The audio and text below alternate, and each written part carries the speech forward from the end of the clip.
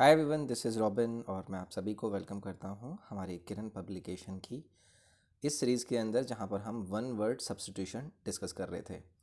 वैसे हमारी इस बुक के अंदर जितने भी वन वर्ड सब्स्टिट्यूशन दिए गए थे उसकी ये लास्ट पार्ट होगा। इसके बाद जो आपके एसएससी के अंदर अलग अलग एग्ज़ाम्स के अंदर ये वन वर्ड सब्स्टिट्यूशन से सवाल पूछे गए हैं ना, उनको फिर मैं आगे ऐड करता हुआ चला जाऊंगा। ठीक है, इसके बाद यानी कि इस पार्ट को ख़त्म करने के बाद हम शुरुआत करेंगे हमारे एंटोनिम्स एंड सिनोनिम्स की सीरीज़ को। ठीक है, तो चलो हम शुरू करेंगे। इसके अलावा आप मुझे अनअकैडमी पर भी फॉलो कर सकते हैं। अगर आपको कोई भी अपने एग्ज़ाम रिलेटेड मुझसे बातें करनी है तो आप मुझे इंस्टाग्राम पर भी फॉलो कर सकते हैं, जिसका यूज़र नेम है ROBINSIRG। ठीक है, तो रॉबिन सर लिखना, ठीक है, उसके बाद लास्ट में जी लगा देना, तो you will be able to find me on Instagram. तो चलिए, पहला सवाल हमारी इस आज की वीडियो का है। इसमें दिया गया है डिप्राइव्ड ऑफ और लैकिंग ऑफ समथिंग। यानी कि अगर आपको ये लगता है ना कि आप किसी चीज़ से वंचित रह गए हैं, ठीक है, आप डिप्राइव्ड ऑफ हैं किसी चीज़ को लेकर, तो उसको लेकर जो हम शब्द यूज़ करते हैं ना वो करते हैं बिरेफ्ट। ठीक है, बिरेफ्ट शब्द का अर्थ आपका वही होगा जैसे कि मैंने आपको बताया कि अगर आप किसी चीज़ से वंचित हैं। उसके बाद देखो, आपको यहाँ पर एक शब्द दिया गया है हेल्सियन। हेल्शियन का अर्थ होता है कोई भी ऐसी चीज़ जो कि बहुत ही हैप्पी है, काम है, उसको चिंता नहीं है, वो बहुत शांत है, या फिर उसको कोई चिंता नहीं है, यानी कि निश्चिंत है वो। ठीक है, तो उसको लेकर हमें वर्ड यूज़ करना होता है हेल्शियन। उसके बाद देखो, आपको यहाँ पर एक शब्द दिया गया है स्नग। स्नग का अर्थ होता है कोई ऐसी चीज़ जो कि बहुत ही ज़्यादा कंफर्टेबल हो, आरामदेह हो। तो अगर कोई चीज़ कंफर्टेबल है यानी कि आराम देती है आपको, तो वो क्या होगी? स्नग होगी। इसके बाद आपको शब्द दिया गया है ऑप्यूलेंट। ऑप्यूलेंट देखो, हम पहले भी डिस्कस कर चुके हैं। इसका अर्थ होता है जब कोई बहुत ही ज़्यादा चीज़ लग्जरी से भरी हुई होती है, लग्जूरियस होती है, भव्य होती है, तो उसको हम बोलते हैं ऑप्यूलेंट। तो ये आपका पहला यहाँ से सवाल बना। आगे बढ़ेंगे। आगे आपको दिया गया है क्या स्टेटमेंट? अ डाइटी और spirit embodied in human form. यानी कि हम यहाँ पर बात कर रहे हैं कि कोई ऐसी चीज़, यानी कि ह्यूमन फॉर्म के अंदर आपको कोई स्पिरिट या फिर कोई देवी या फिर डाइटी देखने के लिए मिलती है। ठीक है, तो इसको लेकर अगर कभी भी आपको वन वर्ड यूज़ करना है ना, तो वो आप करते हैं इनकारनेट। इनकारनेट का मतलब होता है कि कोई भी स्पिरिट हो, डाइटी हो, उसने मानव शरीर के अंदर रूप ले लिया है, यानी कि उसने अपने आप को इनकारनेट कर दिया है। तो ये आपको सेकंड ऑप्शन यहाँ पर बनता हुआ नजर आएगा। पहला ऑप्शन आपको दिया गया था इम्प। इम्प होते हैं दानव, दुष्ट आत्मा जैसे होते हैं ना, डेविल जिनको हम बोलते हैं, तो उनको हम इम्प बोलते हैं। स्पिरिट का अर्थ क्या होता है? ये आत्मा होती है, सोल होती है, उसको हम स्पिरिट बोलते हैं। उसके बाद आपको वर्ड दिया गया ऑग्री। ऑग्री का अर्थ होता है, इसको आप ऐसे बोल दीजिए कि ये भी दानव है, मतलब जो नरभक्षी टाइप के लोग नहीं होते हैं, जिन्हें हम दैत्य भी बोलते हैं, जाइंट बोल दीजिए, मॉन्स्टर बोल दीजिए, तो वो आपके ऑग्री कहलाएंगे। नेक्स्ट है a payment given for professional services that are rendered nominally without charge. हमने यहाँ पर बात करी है कि भाई साहब, आप जो काम कर रहे हैं वो आप क्या कर रहे हैं? आप सर्विसेज देने के बाद प्राप्त कर रहे हैं। ठीक है, तो यहाँ पर आपके द्वारा जो भी अपने हिसाब से कोई रिवॉर्ड दिया गया है या फिर आपको कोई पेमेंट दिया है, जहाँ पर आपने पारिश्रमिक रूप से उसको किया है, तो उसको लेकर जो हम शब्द यूज़ करते हैं ना, वो करते हैं ऑनोरेरियम।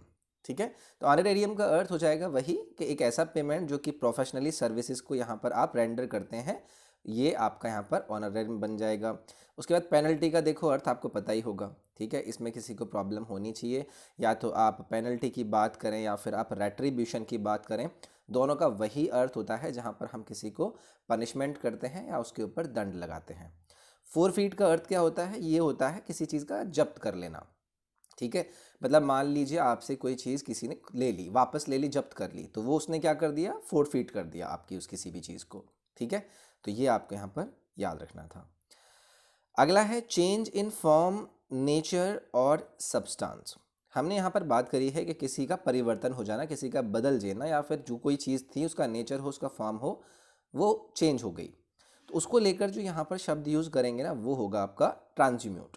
ट्रांसम्यूट का अर्थ होगा वही, चेंज हो जाना, ऑल्टर हो जाना, उसका रिकास्ट हो जाना, ठीक है, उसका परिवर्तित हो जाना या फिर उसका बदल जाना, वो होता है आपका ट्रांसम्यूट। उसके बाद देखो आपको एक शब्द दिया गया है रेजोल्यूट।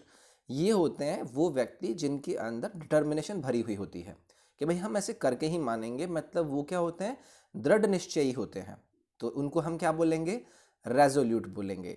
उसके बाद एक शब्द दिया गया है आपको यहाँ पर इम्यूटेबल। इम्यूटेबल का अर्थ होता है कोई ऐसी चीज़ जो कि फिक्स हो, जिसके अंदर कोई परिवर्तन ना आए, जो अपरिवर्तनीय हो। अपरिवर्तनीय चीज़ मतलब वो क्या है, इम्यूटेबल है। उसके बाद इंट्रेपिड आपको दिया गया है, इसके बारे में हम पहले भी कई बार डिस्कस कर चुके हैं। ये वो व्यक्ति होते हैं जो कि फियरलेस होते हैं, निर्भीक होते हैं, कोई परेशानी या फिर कोई भी इन्हें भय नहीं होता है, मतलब वो क्या है, इंट्रेपिड है। आगे है select the word which means the same as the group of the words given. तो क्या हम यहाँ पर स्टेटमेंट यूज करने वाले हैं, a person who is indifferent to the pains and pleasures of life. पहले भी देखो हम इसका डिस्कशन कर चुके हैं। हमने बात करी यहाँ पर एक ऐसे व्यक्ति की जिनको क्या होता है, फर्क नहीं पड़ता है कि जीवन में प्लेजर क्या है, पेन क्या है, उनको बिल्कुल लेना देना ही नहीं होता है। तो ऐसे व्यक्तियों को अगर आपसे कभी भी पूछा जाता है तो इनको आपको मार्क करना है, ये होंगे आपके स्टोइक। ठीक है, ना तो इन्हें प्लेजर से अपनी ज़िंदगी में फ़र्क पड़ेगा, ना ही इन्हें पेन से, तो इनको हम स्टोइक बोल देंगे। सोशल का देखो आप सभी को अर्थ पता ही होगा, सोशल में मुझे बताने की ज़रूरत है ही नहीं। इंट्रोवर्ट आपके क्या होते हैं, ये वो व्यक्ति होते हैं जो कि अपने आप में लगे रहते हैं, चुप रहते हैं, अंतर्मुखी व्यक्ति इन्हें हम हिंदी में बोलते हैं। तो एक ऐसा व्यक्ति जो कि अपने आप में ही लगा रहता है, ज़्यादा लोगों से इंटरेक्ट करने की कोशिश करता ही नहीं है। उसके बाद एक शब्द दिया गया है यहाँ पर आपको सॉलिटरी। सॉलिटरी का अर्थ हो जाएगा ये वो व्यक्ति होते हैं जिनको अकेले में रहना पसंद होता है, एकांत प्रेमी हम इन्हें बोल सकते हैं। ये इसके अलावा आप ऐसे बोल दीजिए someone who is enjoying being alone, मतलब वो क्या है, सॉलिटरी पर्सन है, ये याद रखना है आपको। आगे आपको स्टेटमेंट दिया गया है one who does a thing for pleasure and not as a profession. यानी कि हम बात कर रहे हैं यहाँ पर किसी भी ऐसे व्यक्ति की जो कोई काम कर रहा है ना, वो अपने शौक के लिए कर रहा है, ठीक है, वो उसको कमाने के लिए या फिर प्रोफेशन के लिए नहीं कर रहा है। तो यहाँ पर जो आपको आंसर करना होता है वो होते हैं आपके अमेचर, ठीक है, यानी कि ऐसा व्यक्ति जिसको शौक है बस उसको करने का। तो यहाँ पर आपका अमेचर करेक्ट आंसर हो जाएगा। अगला है a close fitting cover for a blade of a knife और स्वॉर्ड। तो जैसे आपने चाकू देखे होंगे, वो चाकू को कभी कभी आप देखते हैं ना कि कोई कवर होता है उसके अंदर डाल कर रखते हैं, या फिर कोई तलवार है आपके पास, उसके अंदर आप अपनी तलवार को डाल कर रखते हैं। तो उसको लेकर अगर आपसे कभी वन वर्ड पूछा जाता है ना कि वो क्या चीज़ होती है जिसके अंदर आप अपनी तलवार हो या चाकू हो उनको रखते हैं, तो देखो उसको बोला जाता है आपका क्या, ये होता है आपका शैथ। ये चीज़ आपको याद रखनी थी, ये पूछा जा चुका है 2-3 बार लगातार, तो शैथ आपको इसको यहाँ पर याद रखना है, ठीक है, ओके। अलग है, आगे है a place in a large institution for the care of those who are ill. तो आपको उस जगह के बारे में बताना है जो कि किसी बड़े इंस्टीट्यूशन के अंदर होता है, जहाँ पर बीमारों का क्या रखा जाता है, ख्याल रखा जाता है। तो ये अगर आपसे सवाल पूछा जाता है तो यहाँ पर आपका करेक्ट आंसर बन जाएगा इन्फर्मरी, ठीक है, इन्फर्मरी।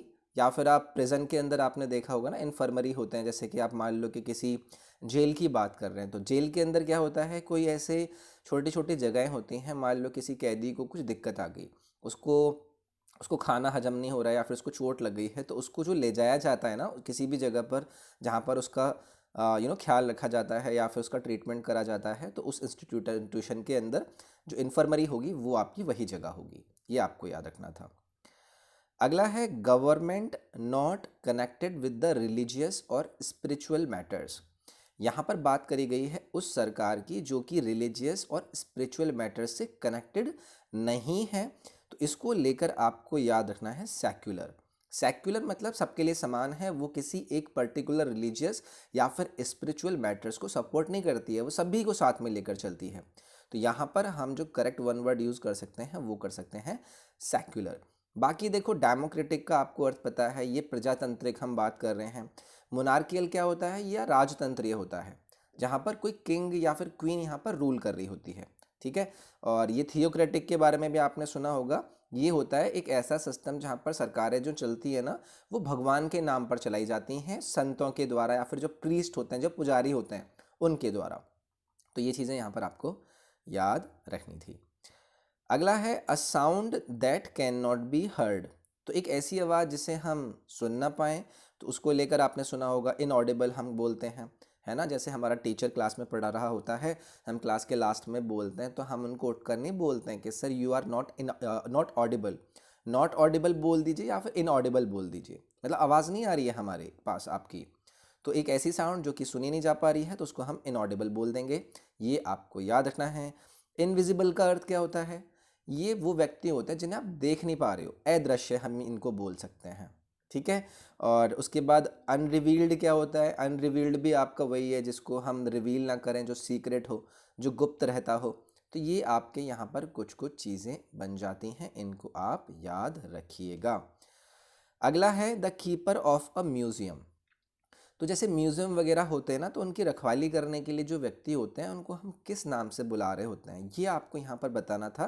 तो इसका करेक्ट आंसर होगा आपका क्यूरेटर, ठीक है।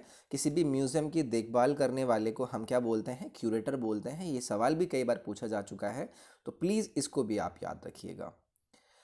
अगला है a large enclosure for keeping the birds in. यहाँ पर हम बात कर रहे हैं कि एक ऐसा घेरा है जहाँ पर आप क्या कर रहे हो? चिड़ियाओं को या फिर बर्ड्स को वहाँ पर रख रहे हो। तो ऐसे शब्द के लिए या फिर ऐसी बात के लिए जो आप करेक्ट वर्ड यूज़ करते हो ना, वो करते हो एवियरी, ठीक है। एवियरी का अर्थ जहाँ पर आपने चिड़ियाओं की घेराबंदी करी हुई है, उनको रखा हुआ है। अगर मैं आपसे एपियरी की बात करूँगा, तो ये वो चीज़ें होंगी, वो जगह होगी जहाँ पर आप बीज को रख रहे हो, यानी कि मधुमक्खियों को रख रहे हो। उसके बाद देखो, एक शब्द आपको यहाँ पर ये और दिया गया है, मैनेगरी। मैनेगरी का अर्थ होता है, ये एक वाइल्ड जो एनिमल्स होते हैं, कलेक्शन होता है। जब हम उनको एग्जीबिशन में या फिर नुमाइश में जाकर उनकी नुमाइश की मतलब दिखाते हैं ना, एग्जिबिट करते हैं, लोगों को दिखाते हैं, तो वो जो वाइल्ड एनिमल्स का वो होता है कलेक्शन, उसको हम मैनेगरी बोल देते हैं। एक्वेरियम के बारे में सभी को पता है, यहाँ पर हम मछली घर या फिर मछलियों को रखते हैं पानी के अंदर, ओके। अगला है अ person who Yeats human flesh, यानी कि एक ऐसा व्यक्ति जो कि क्या है? मानव मांस को खाता है, यानी कि आदमियों को खाता है। तो इसको लेकर जो आपसे शब्द यहाँ पर बनेगा, वो बनेगा आपका कैनिबल, यानी कि नरभक्षी, ओके। उसके अलावा कार्निवोर के बारे में आपने सुना होगा, ये आपका मीट खाने वाले लोगों को हम या फिर मांसाहारी बोलते हैं जिनको, वो आपके कार्निवोर होते हैं। बाकी आपको यहाँ पर एक शब्द दिया गया है स्कैवेंजर, पहले भी डिस्कशन कर चुके हैं। स्कैवेंजर होता है, एक बर्ड होती है या फिर एनिमल मान लीजिए, जो कि क्या करती है? डेड एनिमल्स को खाती है, ठीक है। वो उसने खुद ने नहीं उनको मारा होता है, वो किसी के द्वारा ऑलरेडी मारा गया है, तो उसको जाकर वो खाने लगती है, उसको हम स्कैवेंजर बोलते हैं।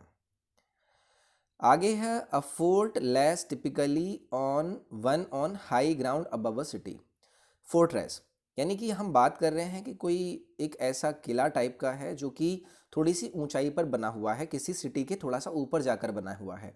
तो इसको लेकर कभी भी सवाल आपसे पूछा जाएगा, तो इसको हम बोलते हैं सीटाडल, यानी कि यहाँ पर सिटी है, यहाँ पर लोग रहते हैं, इससे थोड़ा ऊंचाई पर जाकर यहाँ पर एक किला बना होगा, इसको हम क्या बोलेंगे? सीटाडल बोलेंगे। ये चीज़ आपको यहाँ पर याद रखनी है, ये पूछा जा चुका है कई बार एग्जाम्स के अंदर, तो ये बढ़िया सवाल था। अगला है a medical specialist who administrates drugs for relieving pain during surgery. तो हमें बात करनी है उस मेडिकल स्पेशलिस्ट की जो कि क्या करता है? जब सर्जरी करता है तो वहाँ पर दुख से या फिर पेन से रिलीव करने के लिए जो ड्रग देते हैं, यानी कि जो दवाइयाँ देते हैं ताकि उस व्यक्ति को दर्द ना हो, उसको एडमिनिस्टर करता है, यानी कि उसकी देखरेख करता है। तो इस व्यक्ति को हम क्या बोलते हैं? ये होते हैं एनेस्थेटिक, ठीक है। एनेस्थेटिस्ट, यानी कि जब आपकी सर्जरी होने वाली है, आपको आपका चीर फाड़ होने वाला है, तो आपको इंजेक्शन देता है या फिर आपको कौन सी दवाई देनी है, उस सब की ख्याल रखता है। तो ये होते हैं एनेस्थेटिस्ट, ठीक है। इनको आप याद रखिएगा। आगे हैं a large bound bundle of paper, hay और कॉटन। तो हम बंडल या तो वो पेपर का हो, यानी कि एक ढेर हम बोल दीजिए, या फिर वो कॉटन का हो, तो इसको लेकर हम क्या वर्ड यूज़ करते हैं? इसको हम बोलते हैं बेल, यानी कि ये बंडल सा हो गया है, काफ़ी चीज़ें यहाँ पर भरी हुई हैं, या तो पेपर का बना हुआ ये चट्टा सा लग गया है, या ये रुई का हो, या फिर ये चारे वारे का हो, उसको हम बोलेंगे बेल, याद रखेंगे इसको। उसके बाद ये जो गेल है, ये क्या होता है? ये आपका एक स्ट्रॉन्ग विंड होती है, जो बहुत तेज़ हवा का झोंका होता है ना, उसको हम गेल बोलते हैं। बैरल क्या होता है?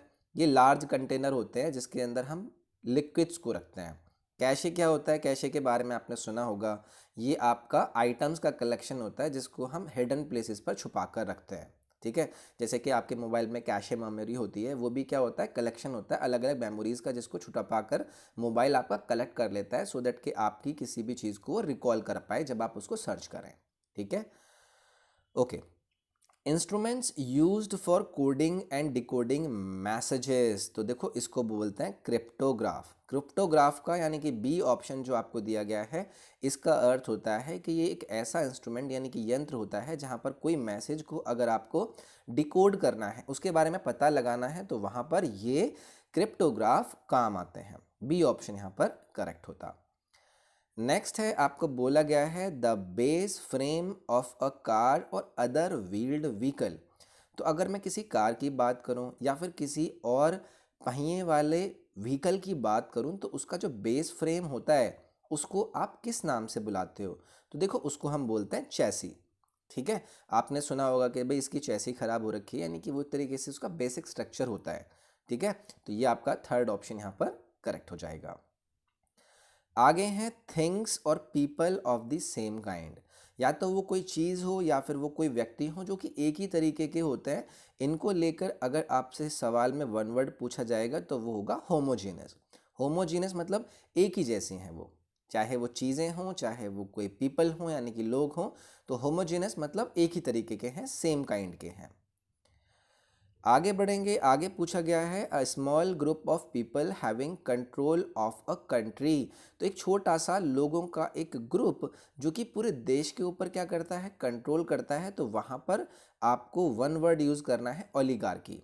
ओलिगार्की मतलब बहुत कम लोग हैं, एक ग्रुप है, वही पूरी कंट्री पर क्या कर रहा है? कंट्रोल कर रहा है, ठीक है। इसके अलावा प्लूटोक्रेसी के बारे में पहले भी हमने जान रखा है, ये वो सरकारें होती हैं जो कि अमीर लोग चलाते हैं, ठीक है। अरिस्टोक्रेसी के बारे में भी अभी हम पीछे डिस्कस करके आए थे, ये होते हैं जो प्रीस्ट होते हैं, जो क्या होते हैं मतलब जो संत महात्मा टाइप के होते हैं, वो यहाँ पर सरकार को चला रहे होते हैं।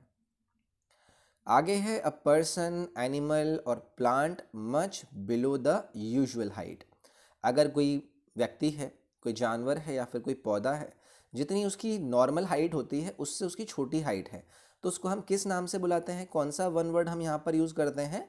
ड्वार्फ यूज़ करते हैं, यानी कि हम उसको बौना बोलते हैं, ठीक है। विजार्ड, देखो यहाँ पर एक शब्द दिया गया है, ये होते हैं जादूगर, ठीक है। विजार्ड यानी कि जादूगर। क्रिएचर के बारे में सभी को पता होगा, ये जीव होते हैं, अ लिविंग थिंग, ठीक है। तो क्रिएचर हो गया। विच के बारे में सभी को पता होगा, ये जादूगरनी होती है, ठीक है, जिसके पास मैजिकल पावर्स होती हैं, उसको हम विच बोलते हैं। डब्लू वाला विच है ये याद रखना। नेक्स्ट है a student who ideally idli और विदाउट एक्सक्यूज एब्सेंस हिमसेल्फ और हरसेल्फ फ्रॉम स्कूल। तो कोई एक ऐसा विद्यार्थी है जिसने क्या किया? बिना किसी रीज़न के क्या कर ली? छुट्टी मार ली स्कूल से, बताया नहीं किसी को, गायब हो गई, बंक मार दिया। तो ऐसे जो स्टूडेंट होते हैं उनको बोला जाता है ट्रॉन्ट, ठीक है। तो ऐसे स्टूडेंट को हम क्या बोलेंगे? ट्रॉन्ट बोलेंगे। ये चीज़ आपको याद रखनी थी। उसके बाद एक आपको शब्द दिया गया है यहाँ पर वेग्रेंट। वेग्रेंट होते हैं आवारा, ठीक है। उसके बाद एक शब्द दिया गया है यहाँ पर आपको इटिनरेंट। इटिनरेंट होते हैं वो व्यक्ति जो कि एक जगह से दूसरी जगह तक क्या कर रहे होते हैं? ट्रैवल कर रहे होते हैं, ये हो जाएगा। माइग्रेंट देखो आपने कई बार सुना होगा, ये एक ऐसे व्यक्ति होते हैं जो कि डिफरेंट कंट्री या फिर डिफरेंट प्लेसेस पर क्या कर रहे होते हैं? ट्रैवल कर रहे होते हैं, ठीक है, ताकि उन्हें वहाँ पर कोई कामकाज मिल जाए, कुछ ऐसे मिल जाए, तो वो माइग्रेंट कहलाते हैं। नेक्स्ट है आपका an enclosure to keep the birds in. तो हमने पहले भी डिस्कस करा था, एक ऐसा आपका घेराबंदी जहाँ पर आप बर्ड्स को रखते हैं, तो पीछे भी डिस्कस करके आए थे, यहाँ पर भी मिल गया, ये कहलाता है एवियरी। एपियरी के बारे में भी पहले मैंने बताया था, यहाँ पर मधुमक्खियों को रखते हैं। स्टेबल के बारे में आपने सुना ही होगा, यहाँ पर क्या रखते हैं? घोड़ों को रखते हैं। सैंक्चुरी क्या होता है? सैंक्चुरी होता है एक ऐसा प्लेस जहाँ पर बर्ड्स हों या फिर एनिमल्स हों, उनको हंट करने से, यानी कि उनको कोई मार ना दे, उनसे बचाने के लिए रखा जाता है सैंक्चुरीज के अंदर। ओके, ठीक है। अगला आपसे पूछा गया है an inscription on a tomb stone written in memory of a deceased. यानी कि जैसे कोई व्यक्ति की मृत्यु हो जाती है और उनका जो वो जो होता है टॉम स्टोन जो होता है, यानी कि जहाँ पर उनको दफनाया जाता है, उसके ऊपर जो भी आपने वो इंस्क्रिप्शन यानी कि लेख लिखा हुआ है उनकी समाधि के ऊपर, उसको हमसे अगर पूछा जाए कि वो क्या होता है, तो वो कहलाता है आपका एपिटैफ। ठीक है, एपिटैफ हम उसे बोलेंगे कि उसके जो कब्र है उसके ऊपर लिखा हुआ आपने एक संदेश लिखा हुआ है वहाँ पर। ठीक है, उसके बाद एक आपको शब्द दिया गया है स्लैब। स्लैब होता है एक तरीके से फ्लैट पीस, मतलब किसी चीज़ का। ओके, उसके बाद एक शब्द दिया गया है आपको बेसिलिका। बेसिलिका का अर्थ आप ऐसे मान लीजिए कि एक लार्ज अबलोंग्ड हॉल, जहाँ पर आपको सेमी सर्कुलर चीज़ें देखने के लिए मिलती हैं, या फिर उसका एप्स जो होता है वो सेमी सर्कुलर होता है। हमारे जो प्राचीन रोम के टाइम पर जो लॉ कोर्ट होते थे, वहाँ पर आप एक तरीके से इसको रिलेट करते हैं। तो फिलहाल यहाँ पर आपको याद रखना था एपिटैफ यहाँ पर करेक्ट आंसर होगा। तो ठीक है, हमारी इस सीरीज़ में इतना ही। इस एग्ज़ाम तक, यानी कि अभी तक हमने जिस एग्ज़ाम तक ये सारे वन वर्ड करे हैं, जैसे जैसे आगे के वन वर्ड होंगे मैं इसी प्लेलिस्ट में उनको अपडेट करता चला जाऊंगा, तो वो आपके लिए इजी होगा। ठीक है, तो आई होप आपको ये पसंद आई होगी। पसंद आती है तो please do like the video को शेयर करें, सो दैट कि मुझे भी मोटिवेशन मिलता रहे कि लोग मुझसे ज़्यादा से ज़्यादा जुड़ रहे हैं। तो ठीक है, अपना ख्याल रखिए, और नेक्स्ट सीरीज़ हम शुरुआत करेंगे अपनी ईडीएम एंड फ्रेजेस की, या फिर सिनोनिम्स या एंटोनिम्स देख लेंगे। तो ये हमारी इस वीडियो में इतना ही। Thank you.